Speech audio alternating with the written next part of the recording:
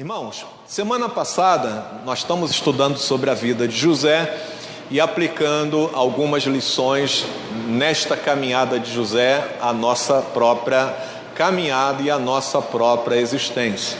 Semana passada, quando lemos o capítulo 41, o início do capítulo 41, nós vimos e meditamos sobre o sonho de Faraó e lembramos aos irmãos, não é, que nessa história do sonho de Faraó, Deus mostra que Ele é Senhor, não é? Deus é Senhor dos corações, Ele pode mudar o coração duro. Faraó reconheceu que o Deus de José era o único Deus, não é? E isso faz com que a gente fique alegre por entender que Deus, Ele é soberano sobre os corações. Por isso não tem aquele tipo de pessoa de coração duro, porque a Bíblia diz que Ele pode trocar o coração de pedra por um coração de carne, não é? Vimos que o Deus que nós servimos é o Deus do futuro, é o Senhor do tempo, porque Ele já está lá, não é? Deus revela a Faraó as coisas que iriam acontecer. Então não se preocupe, não fique ansioso, não fique preocupado, porque Deus já está preparando o teu amanhã, Ele já está lá, não é? E isso nos garante uma segurança de que nós estaremos chegando no dia de amanhã, pela graça de Deus, não é? Com o dia já preparado para que nós possamos experimentar a misericórdia e a graça de Deus, não é isso? E hoje, irmãos, então, chega o momento aonde Faraó, ao receber a informação de que viria 7 anos de fartura e 7 anos de fome, José orienta Faraó, dá um conselho a Faraó para que Faraó buscasse um administrador para que providenciasse tudo aquilo que havia necessidade de ser providenciado, né? E assim se cumprir o sonho que o Senhor havia revelado, não é? Estava dizendo. E aí, irmãos, ao estudar a partir do versículo de número 37, algumas coisas importantes vêm ao nosso coração que eu gostaria de compartilhar com a igreja. Vamos abrir então em Gênesis 41, a partir do verso de número 37. Se eu titubear um pouquinho na leitura, você entende que é porque eu estou sem óculos, então a gente vai devagarinho, tá? Para fazer a leitura aqui com muita calma. A partir do verso 37 de Gênesis, capítulo de número 41. Amém? Diz assim: o conselho foi agradável a Faraó e a todos os seus oficiais. Disse Faraó a seus oficiais: acharíamos porventura homem como este, em quem há o Espírito de Deus? Depois disse Faraó a José: visto que Deus te fez saber tudo isto, ninguém há tão ajuizado e sábio como tu. Administrarás a minha casa, e a tua palavra obedecerá todo o meu povo. Somente no trono eu serei maior do que tu. Disse mais Faraó a José: vês que te faço autoridade sobre toda a terra do Egito. Então tirou Faraó o seu anel de sinete da mão e o pôs na mão de José. Fê-lo vestir roupas de linho fino e lhe pôs ao pescoço um colar de ouro, e fê-lo subir ao seu segundo carro, e clamavam diante dele, inclinai-vos. Desse modo o constituiu sobre toda a terra do Egito. Disse ainda Faraó a José: eu sou Faraó, contudo, sem a tua ordem, ninguém levantará mão ou pé em toda a terra do Egito. E a José chamou Faraó de Zafenate Paneia, e lhe deu por mulher a Azenate, filha de Potífera, sacerdote de On. e percorreu José toda a terra do Egito. Era José da idade de 30 anos, quando se apresentou a Faraó, rei do Egito, e andou por toda a terra do Egito. Nos 7 anos de fartura, a terra produziu abundantemente. E ajuntou José todo o mantimento que houve na terra do Egito durante os 7 anos, e os guardou nas cidades. O mantimento do campo ao redor de cada cidade foi guardado na mesma cidade. Assim, ajuntou José muitíssimo cereal, como a areia do mar, até perder a conta, porque ia além das medidas. Antes de chegar a fome, nasceram 2 filhos a José, os quais lhe deu Asenate, filha de Potífera, sacerdote de On. José, ao primogênito, chamou Manassés, pois disse: Deus me fez esquecer de todos os meus trabalhos e de toda a casa do meu pai. Ao segundo chamou-lhe Efraim, pois disse: Deus me fez próspero na terra da minha aflição. Passados os 7 anos de abundância que houve na terra do Egito, começaram a vir os 7 anos de fome, como José havia predito, e havia fome em toda a terra, mas em toda a terra do Egito havia pão. Sentindo toda a terra do Egito a fome, clamou o povo a Faraó por pão, e Faraó dizia a todos os egípcios: Ide a José, o que ele vos disser, fazei. Havendo, pois, fome sobre toda a terra, abriu José todos os celeiros e vendia aos egípcios, porque a fome prevaleceu na terra do Egito. E todas as terras vinham a José para comprar, ou vinham ao Egito para comprar de José, porque a fome prevaleceu em todo o mundo. Amém? Vamos orar? Senhor, entregamos em Tuas mãos esse momento da reflexão da Tua palavra. Fala conosco, Senhor, e pedimos que a Tua voz seja claramente discernida neste lugar. Nós oramos e nós Te agradecemos, em nome do Senhor Jesus Cristo. Amém, Senhor Deus, amém. Louvado seja o nome do Senhor. Irmãos, é interessante que na história de José, nós vimos no começo, da sua caminhada, que José teve que aprender a viver em situação de muita penúria, de muita dificuldade.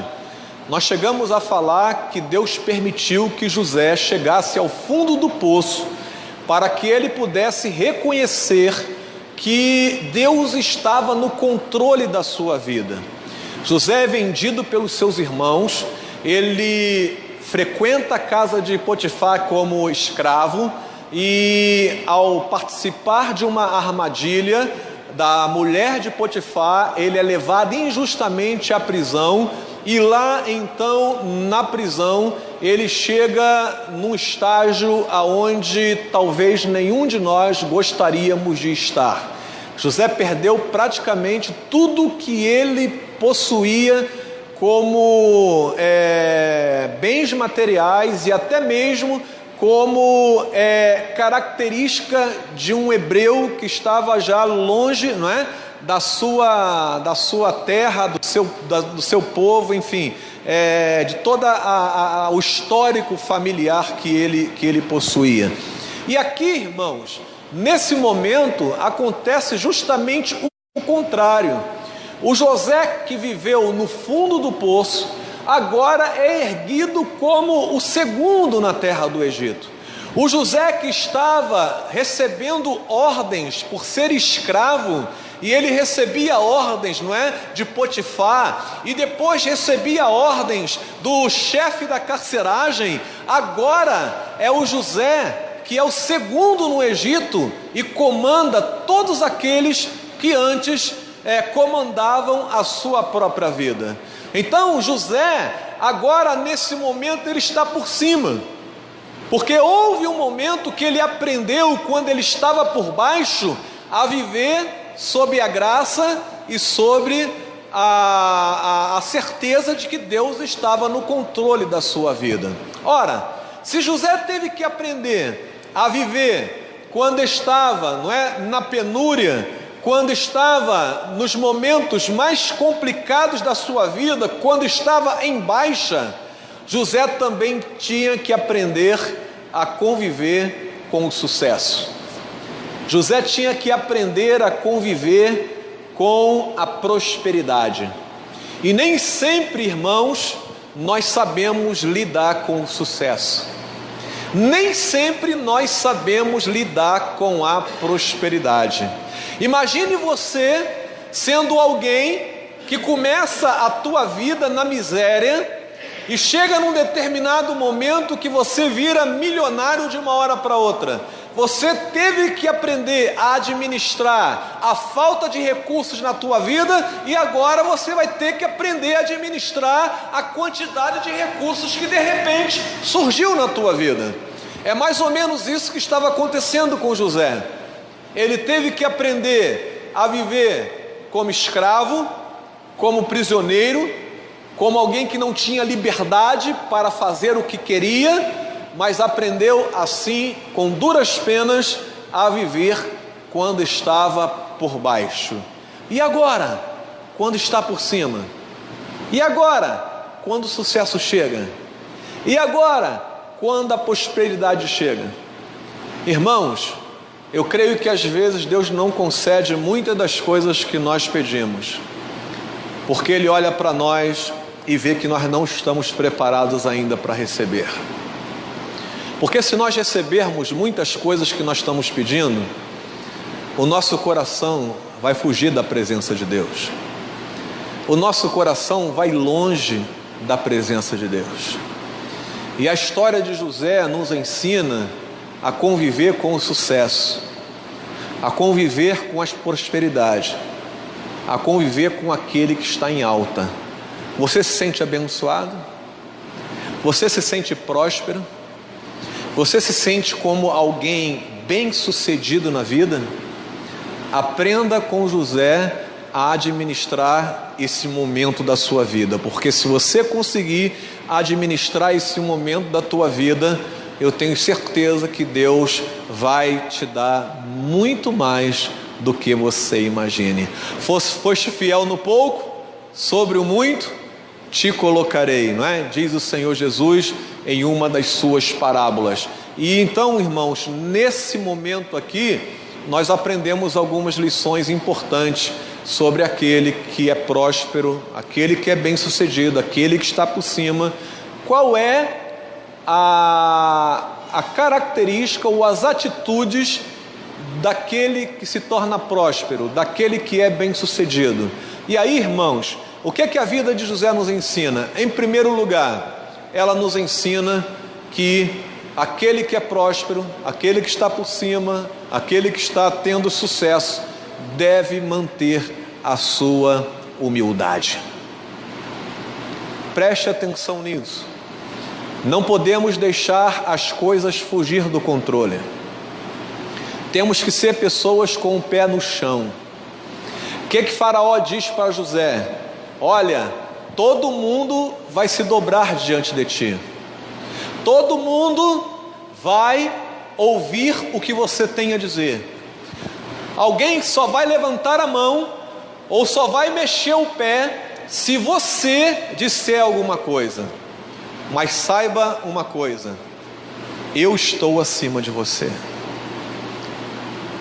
Faraó deixa claro para José que mesmo no seu sucesso, mesmo na sua prosperidade, mesmo estando por cima, ele ainda estava sob a tutela de alguém que era maior do que ele. E ainda mais, quando ele tem um dos seus filhos, lá no versículo de número 53, se eu não me engano, deixa eu ver aqui, não é? Quando ele tem um dos seus filhos, 3, não é? Efraim, ele coloca o nome de Efraim porque ele diz: Deus me fez o quê?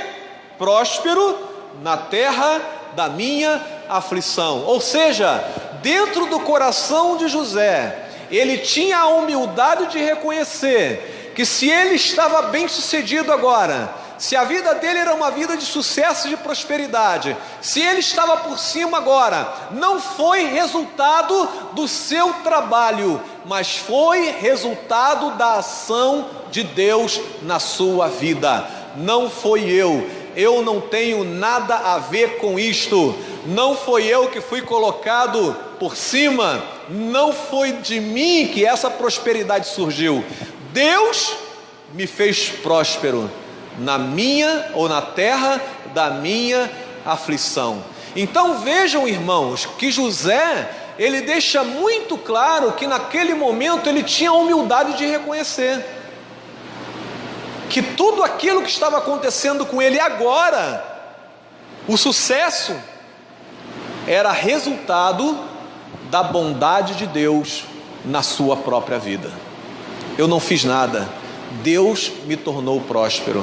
E ainda mais, Deus me colocou como segundo, não como primeiro na terra do Egito, porque tem alguém que está acima de mim, para que eu lembre que eu estou sujeito a uma autoridade que é maior do que a minha autoridade.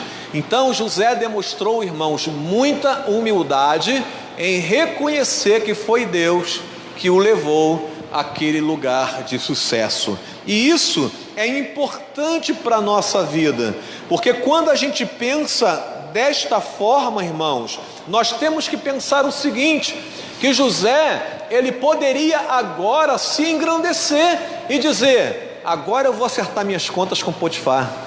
Quantas vezes ele mandou fazer as coisas lá dentro da casa, agora eu vou mandar ele fazer. Agora eu vou acertar as minhas contas lá com o carcereiro, não é? Que ficava me dando ordens toda hora, aquela coisa toda. Mas não, agora José reconhece que ele está onde ele está, porque Deus o colocou naquele lugar. E há um provérbio chinês, irmãos, que ele vai dizer o seguinte: até as torres mais altas começam no chão. E eu fico imaginando que José, quando o faraó declara para ele que ele seria o segundo no Egito, passou um filme diante de José. E aquele filme ele lembra desde o momento que ele conta o sonho para o seu pai e para os seus irmãos, e ele lembra de toda aquela caminhada de dificuldades, sendo vendido na casa de Potifar, a prisão, o sonho do padeiro, o sonho do copeiro, o sonho de Faraó. Passa tudo aquilo na cabeça dele. Ele fala: meu Deus, como tu estava no controle de todas as coisas. E ele sabia de onde ele veio. Por isso, quando chegou o sucesso, quando chegou a prosperidade, quando a volta se deu e ele passou a ficar por cima, ele não esqueceu dos grandes feitos do Senhor na sua vida. Às vezes, irmãos, o que acontece conosco é que quando a gente se torna celebridades, quando a gente se torna ricos, ou quando a gente se torna um pouco mais importante, ou quando a nossa posição se eleva um pouco mais, nós não temos a humildade de reconhecer que foi Deus que nos colocou lá. E quando nós pensamos desta forma, e não temos a humildade de reconhecer que foi Deus que nos colocou lá, nosso coração começa a se engrandecer, e isso entristece o coração de Deus, porque Deus te coloca num lugar de destaque para que você seja bênção, para que você seja luz, para que você reflita a grandeza e a bondade do Senhor na tua vida. E isso, irmãos, é para todo aquele que acha que é próspero, porque prosperidade não é uma conta bancária cheia. Prosperidade é você ter saúde, você está no centro da vontade de Deus, está com a tua família estruturada, está no teu ministério sendo bênção. E quando você olha para o seu lado e vê as coisas acontecendo, com lutas, mas acontecendo, você não pode desprezar o fato de que foi Deus que te colocou nesta situação. Tenha a humildade de reconhecer, porque quem não reconhece acaba caindo. Quem não reconhece acaba caindo, porque o próprio Jesus diz: os humilhados serão exaltados, e aqueles que se exaltam por si mesmos, o próprio Cristo disse, eles já receberam a recompensa deles. Quando foram para as praças, não é? Orar em público para que todos vissem, eles se colocaram eles mesmos nesse lugar de destaque. Jesus diz, eles já receberam a recompensa deles, mas vocês que estão se mostrando humildes, estão se mostrando, né? E reconhecem que dependem de Deus e da graça de Deus, esta recompensa eu é que vou te dar. Por isso José nos ensina que se nós estamos por cima, nós devemos manter a nossa humildade, porque todo arrogante, mais dia ou menos dia, ele vai cair deste trono que ele mesmo fez para a sua própria vida. Você já teve oportunidade de chegar perto de alguém conhecido e você falar com a pessoa e a pessoa demonstrar uma simplicidade tremenda, com muita humildade, você reconhecer, olha, de fato, não é? Esta pessoa merece estar aonde ela está, porque ela é uma pessoa humilde. Um pregador, alguém que você admira, que possa, não é, estar num lugar de destaque, você percebe que o coração daquela pessoa não se engrandece. Alguém no ministério, na igreja, que está sendo bem sucedido, e aí você percebe que Deus está agindo na vida daquela pessoa porque ela mantém a humildade dela.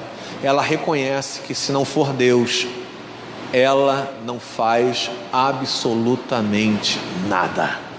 Isto aconteceu com José, e isto pode acontecer na tua vida também. No momento que você se mantém na tua humildade, reconhecendo que Deus está no controle da tua vida, e dias ruins vêm, mas quando os dias forem bons, mantenha a tua humildade, porque o Senhor sempre estará com você. Amém? Segunda lição que eu gostaria de compartilhar com você: quando nós estamos por cima, devemos também lembrar, irmãos, que não podemos abandonar a nossa família. Vejam que José foi colocado como segundo no Egito.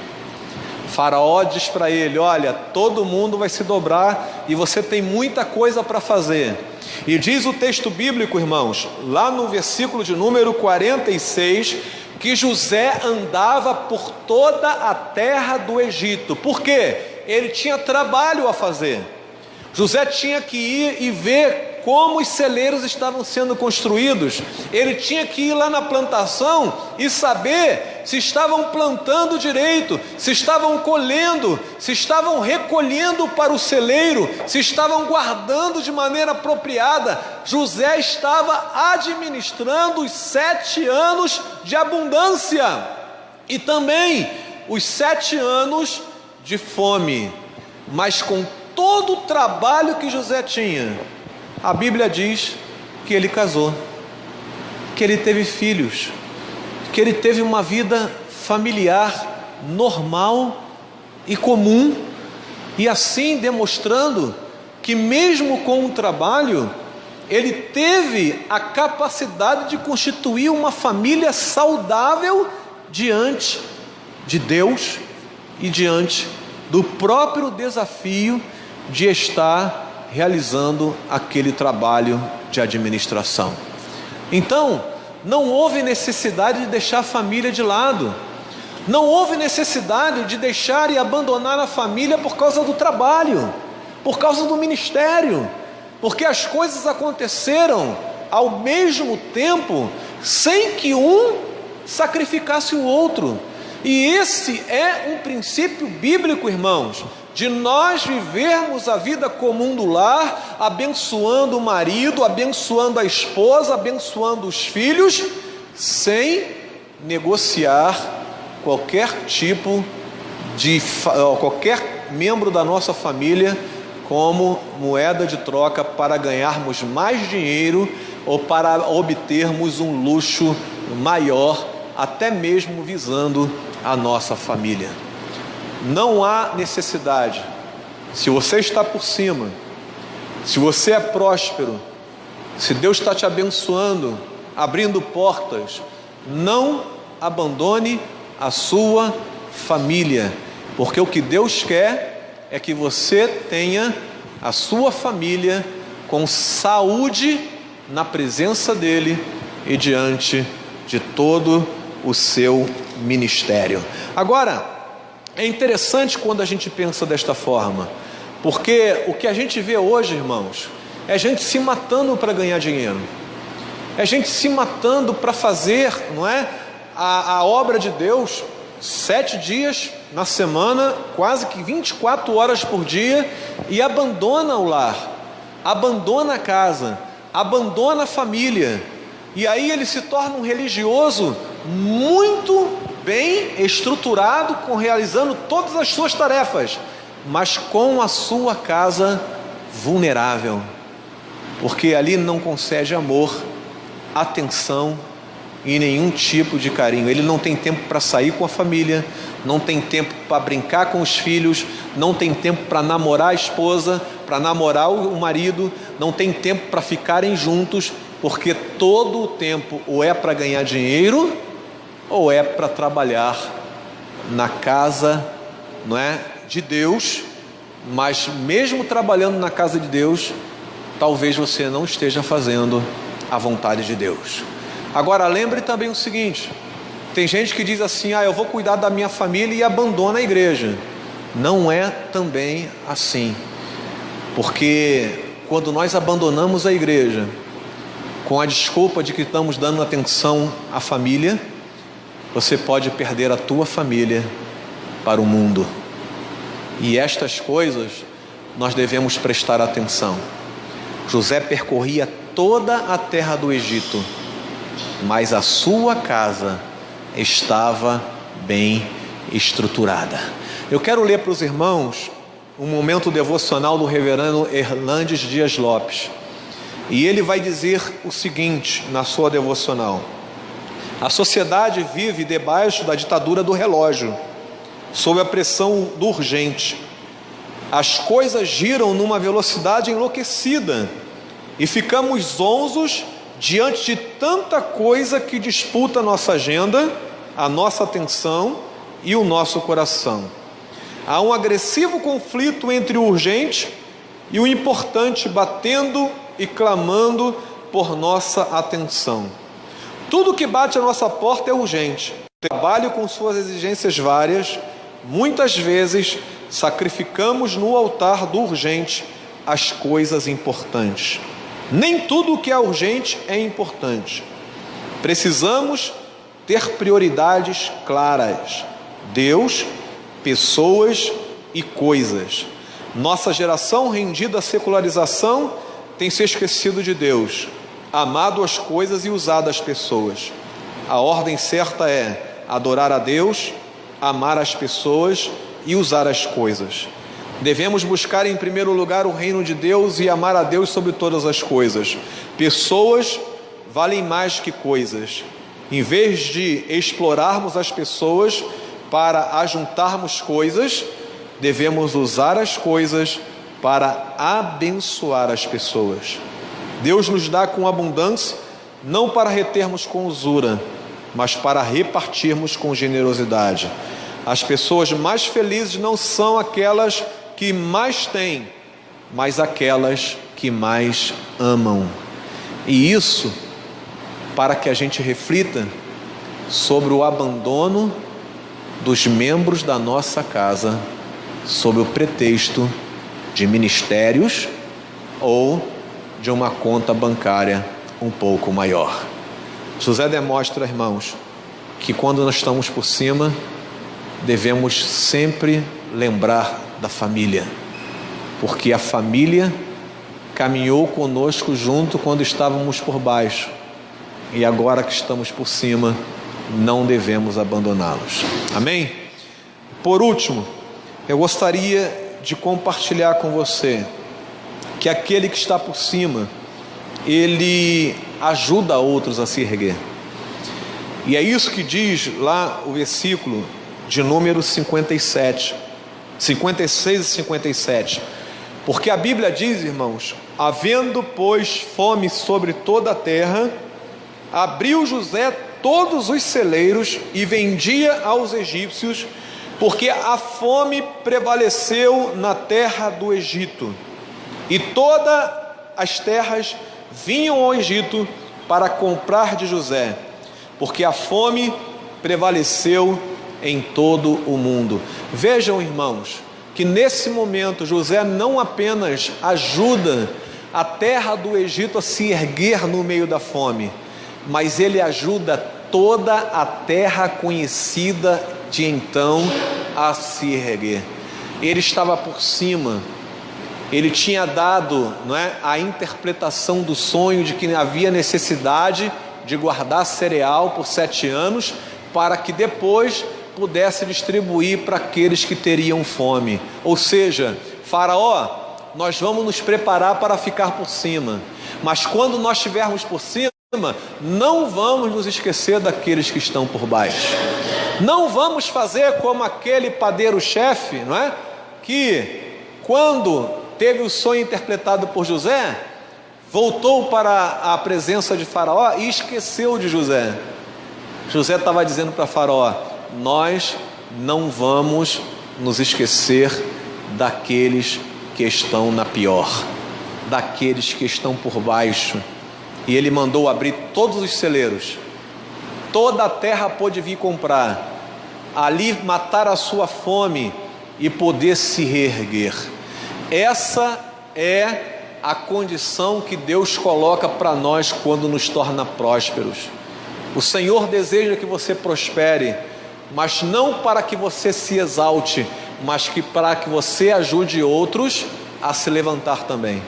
Se você se levantou com a ajuda de Deus, Deus quer que você se levante e levante outros para a glória e honra do nome dele. Amém, irmãos? E essa é uma verdade. Vocês lembram da história do Silvio Santos? Quero lembrar um pouquinho só. Um homem que começou vendendo pente, pentear o cabelo, e saquinho plástico para colocar título de eleitor na barca que ligava o Rio a Niterói.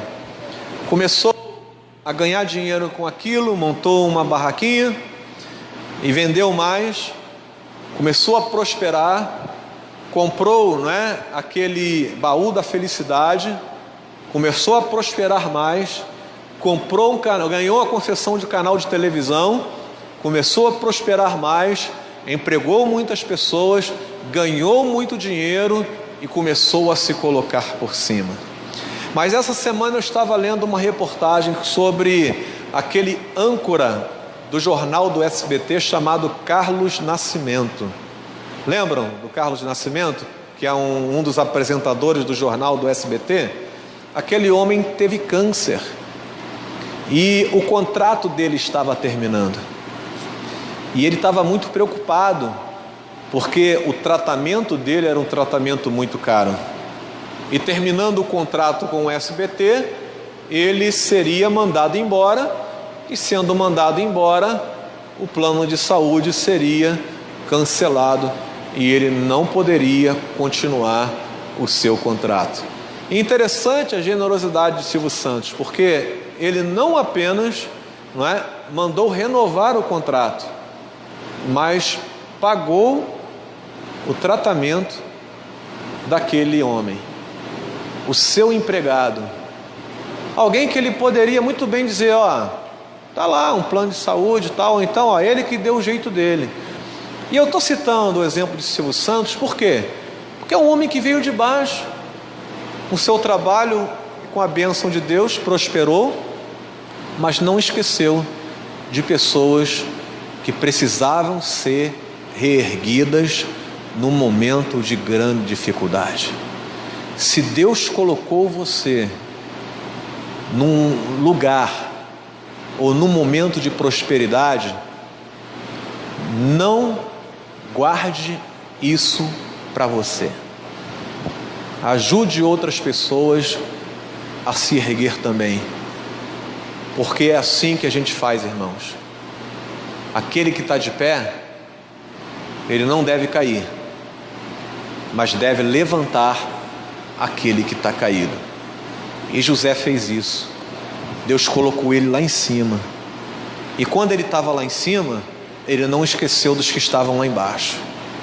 Ele estendeu a mão, abriu os celeiros, e todo mundo pôde comer aquilo que o Egito estava farto, os cereais para matar a fome do povo.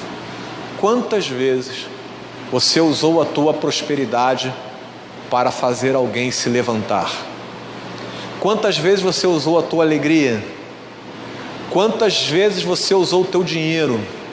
Quantas vezes você usou a tua influência? Quantas vezes você usou aquilo que você faz de melhor para levantar e erguer alguém?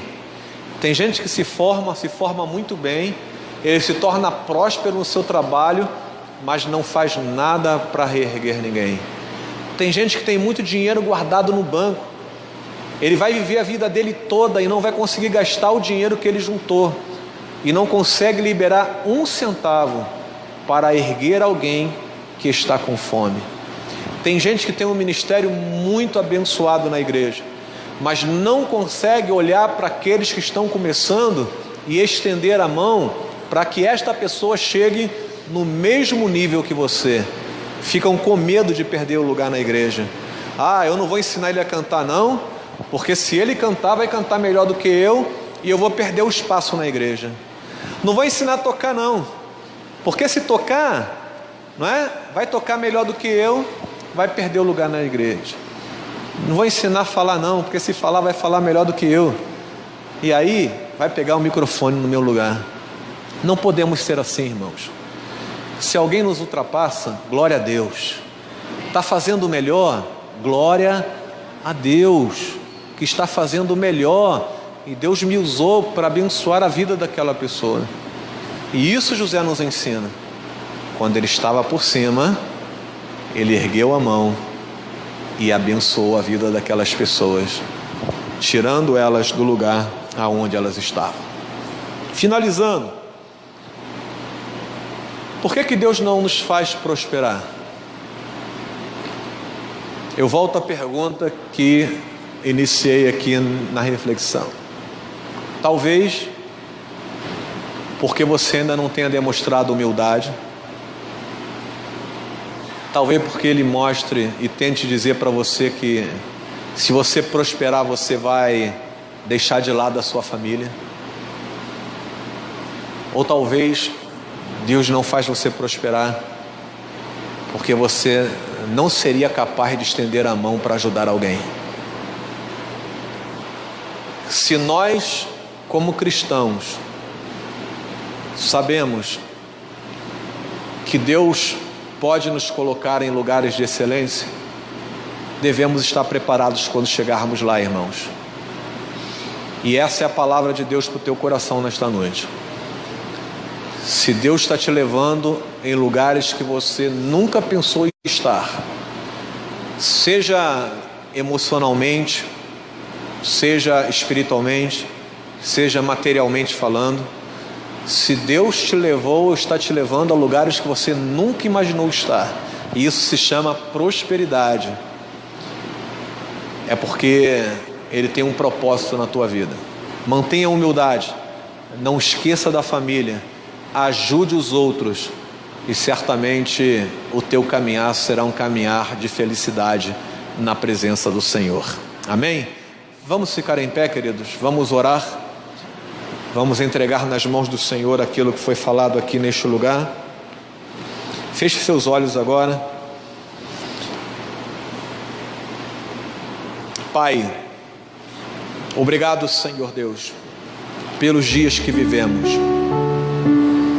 Obrigado pelos ensinamentos na vida deste homem de Deus.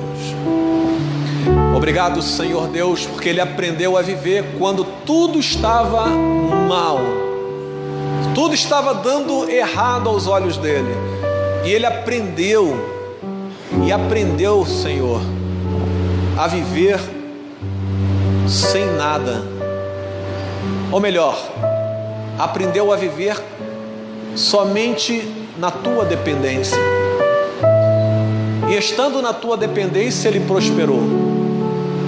Ele saiu, Senhor, da prisão para o trono. Mas eu louvo o teu nome, porque José não se engrandeceu. Ele foi humilde. Ele lembrou da sua casa. Ele manteve a sua casa com integridade.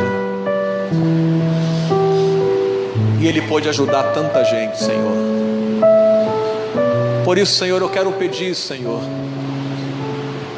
que o Senhor dê prosperidade à tua igreja.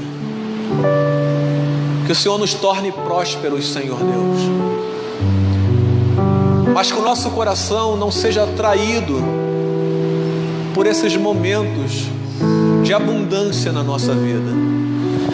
Dá-nos maturidade, Senhor Deus, para quando a abundância chegar, ela chegue com humildade, ela chegue com família, ela chegue, Senhor, com um sincero desejo de erguer pessoas para que sejam iguais ou melhores do que nós. Dá-nos, Senhor Deus, exemplos como este nesta igreja, na vida daqueles que estão nos ouvindo pela internet, porque queremos, Senhor Deus, como José abençoou o mundo do seu tempo, abençoar o nosso mundo, abençoar aqueles que estão ao nosso redor, erguendo a mão, pela firmeza da fé, pela grandeza do Espírito, por tudo aquilo que o Senhor tem nos ensinado na tua palavra. Dá-nos, Senhor, outros Josés neste lugar, ó Deus, e permita